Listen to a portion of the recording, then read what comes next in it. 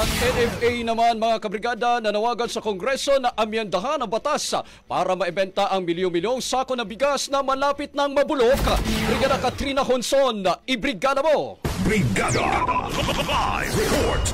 Iginiit ng National Food Authority na hindi nila maaaring ilabas ang halos 6 na milyong sako ng bigas na nakaimbak sa kanilang mga warehouse dahil sa mga limitasyong itinakda ng Rice Tarification Law. Kasunod ito na naging pahayag ni Agriculture Secretary Francisco Chu Laurel Jr.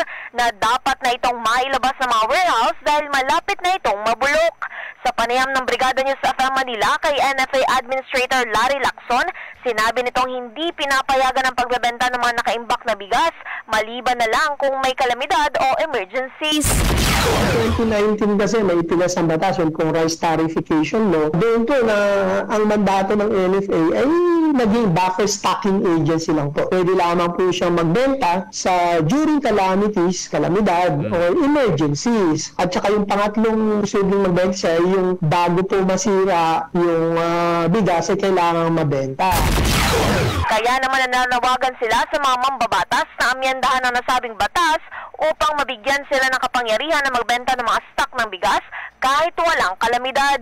Bukod dito, binanggit din ng ahensya ang mga plano nilang magbigay ng rice assistance at gamitin ng mga kadiwa outlets upang mailabas ang mga aging stocks.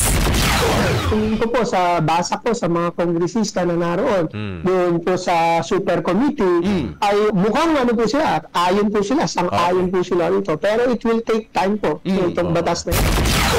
In the heart of changing lives, ito si Brigada Katrina sa 105.1 Brigada News sa Manila, the Music and News Authority. Brigada Balita Nationwide.